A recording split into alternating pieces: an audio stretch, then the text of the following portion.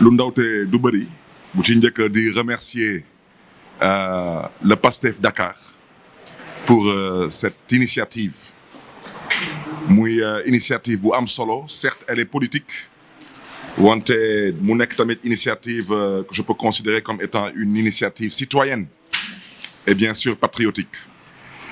mooy di waxtaan ak askan wi di leen di yee ci lu ñu ñor ñu ñëpp mooy ëllëgu Sénégal, parce que ku wax waxu ëllëgu Sénégal yaa ngi wax waxu démocratie.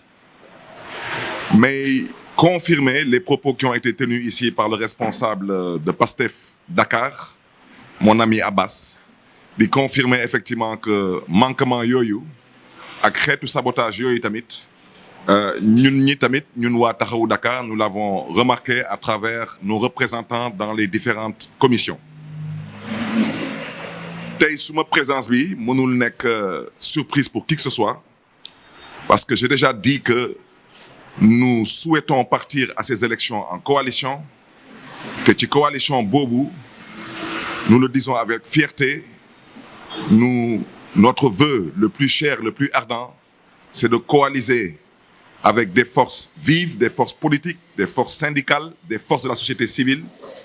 te ci force yooyu PASTEF est une force particulière et c'est une force avec laquelle nous comptons travailler et avec laquelle nous comptons collaborer. Et je réitère encore ce souhait, c'est de voir le Taxawu Dakar et le PASTEF particulièrement à côté d'autres forces politiques, syndicales de la société civile aller ensemble à ces élections pour le bien-être des populations. Man lu may njëkk a ñaawlu, et j'aurais vraiment souhaité que les uns et les autres comprennent que du mbiru parparloo, mbiru éthique la. Man mi wax ak yéen, je suis un maire de commune. Je suis le maire de la commune de Mermoz Sacré-Cœur depuis 2009. Je ne peux pas comprendre comment quelqu'un peut être juge et parti en même temps. Dama ne Mermoz Sacré-Cœur, man Barthélémy Diaz, je refuse de signer des certificats de résidence. Et personne ne peut mettre sous la table un certificat de résidence signé de la main du maire Barthélémy Diaz. Et les délégués de quartier ñu ngi may dégg, amul benn délégué de quartier ba ñu débuté révision ba tey ma woo la suma bureau wala ma jot la téléphone di la jox instruction. Parce que le délégué de quartier dans une commune normale, il n'est pas normalement même nommé par le maire. Il est désigné par les populations d'un quartier. Le maire ne fait que l'installer. Quant à ce fameux pécule de 50 000 francs par mois, je rappelle que ce n'est pas le mérite des maires. Je rappelle que ça a été une décision venant de l'exécutif. Et cette décision, je pense que beaucoup de gens à l'époque avaient eu à dire et à redire là-dessus. Donc pour dire à ces délégués de quartier qu'ils ne sont pas des serviteurs des maires, ce sont, qu'ils le veuillent ou pas, ce sont des auxiliaires de la mairie dans leurs quartiers respectifs. Et qu'à ce titre, ils n'ont d'instruction à recevoir d'aucun maire. La loi est claire et la loi est au-dessus des souhaits et des vœux des maires que nous sommes. Donc, j'invite vraiment respectueusement les maires qui sont au niveau du département de Dakar. Je les invite à la retenue et à la tenue. Il faut savoir raison garder. Un maire a autre chose à faire que de signer des certificats de résidence. Et je pèse encore mes mots, moi qui vous parle, je n'ai jamais posé un seul acte d'officier d'état civil en 12 ans de mairie. Et les populations de Mermoz Sacré-Cœur m'entendent, je n'ai jamais célébré de mariage. Je n'ai jamais acté à la place d'un officier d'état civil. Sinon, à quoi sert un officier d'état civil? Il faut savoir raison garder. Quiconque a envie de se faire réélire, il se fera réélire sur la base d'un bilan. te loolu mooy yoon. moo tax ñu ngi ñaax maire yi nañu ñite te gëm yàlla. bu ci des tak mooy wax ak ndeyu mbili bi mooy le président Macky Sall. Parce que c'est lui aujourd'hui, de façon unilatérale, c'est lui qui a décidé de la date des élections. Et pourtant, il y avait soi-disant un dialogue politique. C'est lui aujourd'hui qui est le seul et unique responsable de la situation que nous vivons et que nous traversons présentement. Parce que des exemples ont été donnés. Mais moi, on m'a signalé des préfets qui délivrent des certificats de résidence sous la base de certificats de domicile fictifs. Et ça, c'est extrêmement grave. Et je rappelle que ce sont des autorités déconcentrées. Donc, ce sont des autorités qui sont nommées par décret présidentiel. Donc, je n'ai pas besoin de vous donner mon point de vue sur cette question. Comment des préfets peuvent se permettre de délivrer des certificats de résidence sur la base de certificats de domicile fictifs, seulement pour cautionner et encourager des transferts d'électeurs? On m'a signalé que la Direction générale des élections, elle demande maintenant à certains responsables au niveau des commissions de ne plus mettre l'adresse exacte sur les fiches de transfert, mais seulement de mettre le quartier.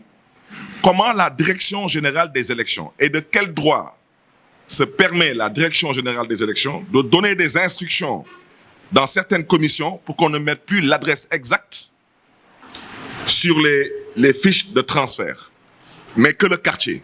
Une fois de plus, pour encourager encore les transferts d'électeurs, je peux continuer à vous lister des manquements et des sabotages qui sont sciemment orchestrés par l'exécutif. C'est de ça qu'il s'agit. Alors, au président Macky Sall, pour ne pas être trop long, comme nous sommes des personnes violentes, parce qu'il ne faut pas confondre violence avec foule ak fayda.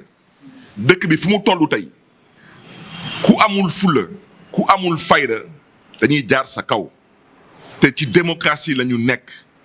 Et je répète et je rappelle au besoin. Mon ami Abbas l'a dit. Abbas nee na que am na ay dëkk, effectivement am na ay dëkk comme la France, bés booy am 18 ans dañ lay basculer automatiquement sur le fichier électoral. C'est automatique. Da ngay recevoir benn mail ñu ne la élection buy ñëw vous êtes habilité à voter. Wante peut-être lu Abbas fàtte wax. Il y a des pays et de grandes démocraties où le vote est obligatoire. Sauf fa dëkkee nga fay yeewu vote jot jógoo dem voter dañ lay amende. Sénégal rek la ñu gis ñit di jóg di xuloo di xeex pour voter. État bu nar a organiser vote taxaw ne la da lay xaññoo sa droit de voter. Moo tax président Macky Sall la ñuy waxal. Waxu ku amul carte d'identité nationale biométrique bu CEDEAO doo bindu. Wax jooju na nga ko teg ci suuf. Teg ko ci suuf. Parce que loolu kenn du ko fi nangu. Te il faut pas qu'on vienne dire encore que nous sommes des personnes violentes. ñuy nekk ci dëkk bi di wax waxu violence dañu njëkk a wax Macky Sall mu nekk ñitte na ñite. Bés bu nekkee ñitte ñite ñi tamit ànd ak moom ñite. Wante nga nekk ci démocratie yow ñu nangul la lu nga doon mooy président de la République. ñu nangul la cër ñu nga xam ne ni constitution moo la ko may. Yow nag ñun yàlla dogal ñu doon ay citoyen lambda constitution tamit may ñu ay sañ-sañ nga taxaw nañu sañ-sañ yooyu ñun duñ ci jot. Ñun loolu la ñuy woowee yebeel te loolu la ñuy xeex. Loolu nag ku koy woowee violence yow mi yow yaay naafeq te loolu mooy wax ci. Parce que citoyen bu nekk ci carte tey sa 56 milliards bu ci état bi dépensé sa xaalis mi ngi ci.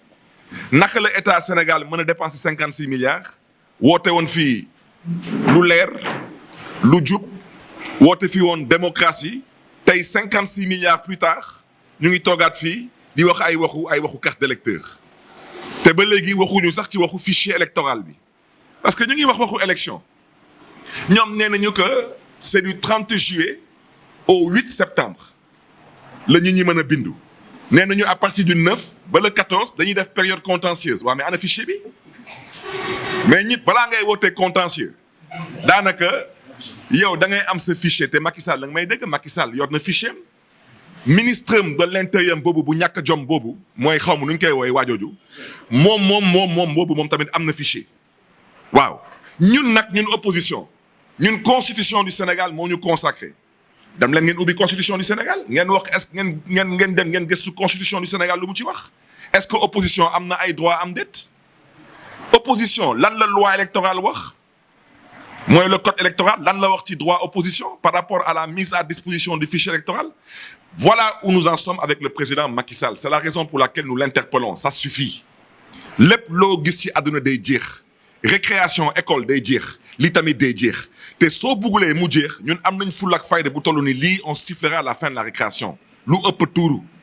Le président Macky Sall peut pas penser qu'on lui laissera le soin d'aller aux élections dans ces conditions-là. Ça ne se passera pas comme ça. C'est la raison pour laquelle nous invitons, dans les plus brefs délais, les leaders de l'opposition qui sont présentement en discussion et qui sauront se reconnaître à travers ces propos, de finaliser notre vœu, notre souhait le plus cher, c'est de les voir ensemble pour l'intérêt de cette nation. Nous devons nous mettre face à ce régime, nous devons le combattre. Parce que ce n'est pas normal aujourd'hui que le Sénégal soit à ce niveau de régression démocratique et qu'on se taise du dëgg du yoon. Le président Macky Sall aujourd'hui se comporte comme un dictateur, c'est ça la vérité. Et c'est la raison pour laquelle, pour ne pas être trop long, je continuerai à insister en l'interpellant. Nous n'accepterons pas d'aller vers une période de contentieux, entre guillemets, sans le fichier électoral. Il faut qu'on apprenne à se respecter. Ensuite, cette histoire de dire que quiconque ne dispose pas par devers lui d'une carte d'identité nationale, CEDEAO ne pourra pas s'inscrire. Le moment venu, je réitère l'appel du président Ousmane Sonko, que les jeunes et les personnes concernées par cette situation, qu'ils prennent leur certificat de résidence et leur extrait de naissance et qu'ils aillent imposer leur inscription dans les commissions, quitte à bloquer les commissions. Parce que ce qui va se passer, une fois de plus, ce sera l'image du Sénégal qui sera écornée, de par la faute du président Macky Sall. Comme ce qui s'est passé en mars dernier, soi-disant seulement pour éliminer un acteur politique, ce qui est totalement inadmissible. Il faut savoir raison garder. C'est la raison pour laquelle nous invitons le président Macky Sall à revenir à la raison. Nous invitons aujourd'hui tous les acteurs dans le cadre de l'organisation de ces élections à la tenue et à la retenue. Que certaines personnes comprennent que ce ne sont pas des responsables de l'APR ou de la coalition présidentielle Benno Bokk Yakaar. Et que la responsabilité qui pèse sur leurs épaules, cette responsabilité, ils se doivent de l'assumer et ils se doivent aussi de s'assumer en tant qu'autorité. Donc, au maire, au sous-préfet, au préfet, au chef de bi ñoo ko moom ñoo ko bokk nañ ko teg ci yoon nañ ko penco te nañu ànd ak dal te nañu ànd tamit ak ñite loolu laa bëggoon wax et vous me permettrez de terminer en félicitant encore le PASTEF Dakar parce que votre posture c'est ce qu'on attend des acteurs politiques. Il faut savoir dire non quand il faut dire non, il faut savoir alerter quand il faut alerter et il faut savoir s'opposer quand il faut s'opposer. Et maintenant, c'est au peuple dakarois particulièrement, au peuple sénégalais en général, mais particulièrement à cette jeunesse, de vous dresser. Dressez-vous parce que ce pays aujourd'hui a besoin d'une citoyenneté, d'une citoyenneté engagée, d'une citoyenneté inclusive, d'une citoyenneté participative. Ñu ngi gërëm ñëpp, di sant ñëpp, di ñaax nag particulièrement ndaw ñi, jóg leen te ngeen dem bindu ji. Nguuru Macky Sall jeex na, Macky Sall jeexal na. Lu ko dese tey mooy tappale yu mu nekkee nii te tappale yooyu duñ ko nangu tey duñ ko nangu ëllëg parce que Sénégal dafa am jaar-jaar Sénégal dafa am trajectoire te Sénégal tamit dafa am ëllëg di gërëm ñëpp di sant ñëpp merci.